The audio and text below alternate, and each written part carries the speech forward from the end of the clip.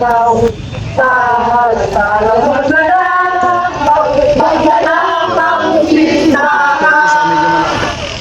salamat po mga kasama. Nangaw-ngaw sila bakit daw inuuna ang impeachment. Maraming salamat.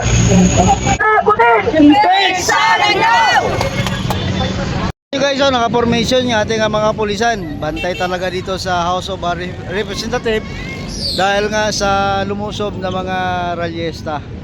Yan ang ating mga kapulisan, guys. Para maharap ang impeachment. Tapos ngayon na may nagsampa ulit ng hapla kay Sara Duterte, ngangaw-ngaw sila bakit daw inuuna ang impeachment sa harap ng krisis na hinaharap ng bayan natin. May tanong po ako sa inyo. Mga kababayan. Nasususpende ba ang impeachment dahil tumataas ang presyo ng langis? Hindi! Nasususpende ba ang pagpapanagot sa mga kurakot na opisyal ng bayan dahil tumataas ang presyo ng bilihin? Hindi! Dapat ang sabihin nila Sasasot at nung kanyang sampo sa kanyang mga kasapakan doon sa kanilang boss na si Sara Duterte para makatulong naman sila, magkaroon naman sila ng silbi sa mga kababayan natin ngayong humaharap sa krisis. Ibalik na ni Sara Duterte yung 400 plus milyon na ipinababalik sa kanya ng Commission on Audit. Tama ba yun? Tama! Para magkasilbi si Sara Duterte sa mamamayan, ibalik nila lahat ng pera. Yung milyon-milyong pera na kanilang pinagkasasaan at pinaldas sa 3-4 na taon na sila nasa pwesto. Tama ba yun?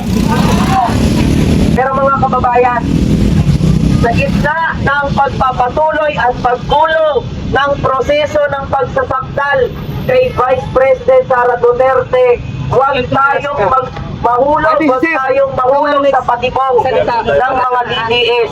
Naniniwala ba kayo laban lang ito ng Marcos at Duterte? Hindi! Marcos lang ba ang may gusto raw na panagutin o mapatagal Sara? Hindi! Ang Marcos at ang Duterte, kaya sila nasa pwesto ay dahil sa unity. Tama po ba? Tama! Sila ay nagkasundo na konsihin ang taong bayan. Ang problema, sila yung nagkaonsihan.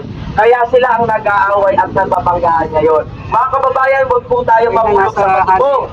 Mula sa mga Duterte hanggang sa paksyon ng administrasyon ni Marcos Jr., mula sa kanyang pinsan hanggang sa mga senador at kongresista na kanilang kaalyado, confidential funds man, pondo sa blood control at iba pang pera, yung mga pinamumot mo nilang ayuda, lahat yan ay uri ng korupsyon. Lahat sila anong dapat gawin? Lahat sila dapat managot. Dapat sila lahat panagutin. So, exemption. Diba? Malinaw yan. Kaya ngayong umaga po, pinapahatid natin ang malinaw na mensahe. Kung sinasabi natin, lahat ng sangkot dapat managot. Yan ang panawagan natin. Hindi dapat exempt. Mag-isipan nyo lang kung mabuti mga sir, mga ma'am, kung paniniwalaan natin ang testimonya ni Ramil Padriaga. Sitting Vice President, nakaupong Vice President na halal sa isang eleksyon. Kung naniniwala ba kayo na halal talaga sa noong eleksyon? Nagbabanta laban sa buhay ng inyong commander-in-chief. Pinagpaplanuhan nila nung kanyang ama na mamamatay tao na patayin yung presidente, isa ikinasabog, hindi rin masusunod yung power sharing deal na hindi naman sumasang-ayon sa konstitusyon. Pag-isipan nyo lang po mga ma'am at mga sir, yan ba ang presidente gusto nating maupo sa 2028? Gagawin ang lahat, magpapadanak ng dugo kung kinakailangan para lang maupo sa kapangyarihan. Pag-isipan po natin mga kababayan, ito ba ang class na teacher na gusto natin ipamanang sa mga tali-tali natin? Malinaw ang mensahe ng mamamayan, kaya po muli, sabay-sabay natin sigawan at panawagan. Duterte panagutin! Hindi sana! Duterte panagutin! Hindi sana! Lahat ng sakot, dapat mayayaw! Maraming salamat! Kasamang Carl mula sa August 21 Open. Ngayon naman mga kapugyok, mga kababayan, tatawagan natin ang kinatawan mula sa Bunyog. Ang ating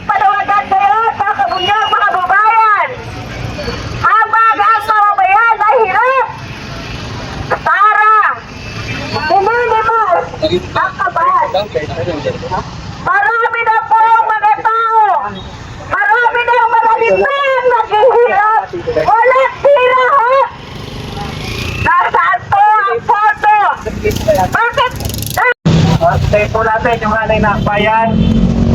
Alam niyo po, ngayon ang second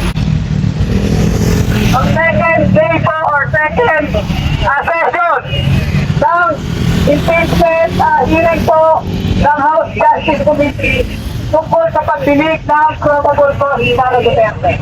Ngayon po ay inimbitahan ng House Justice Committee ang Bureau of Internal Revenue. Ang mga opisyal po ng ang mga opisyal po ng Anti-Money Laundering Council, kapag-imitahan dating Senador Antonio Trillanes, hindi po makakasok dito si Sara. Sa tingin niya ay kaya niyang magtago sa labing-anim na abogado ay nagkakamali siya. Sapagkat labing-anim na ang abogado ni Sara. Pero ang taong bayan, milyon-milyon! Milyon-milyon po ang naniningil. Naniningil ng utang ni Sara sa taong bayan. Ngayon, pakinggan po natin sa hanay ng Akbayan Party List. Yung kasamang Tessa.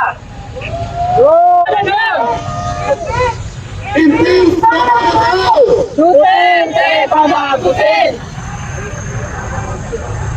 Kahit pamayag pa kayo, naninanakawan tayo sa gobyerno? Yes! Payag pa kaya na buksan ang bako ni Sara Duterte? Yes! Dahil tayo mga ngayon, naninitang tayo, meron na. Duterte palagutin!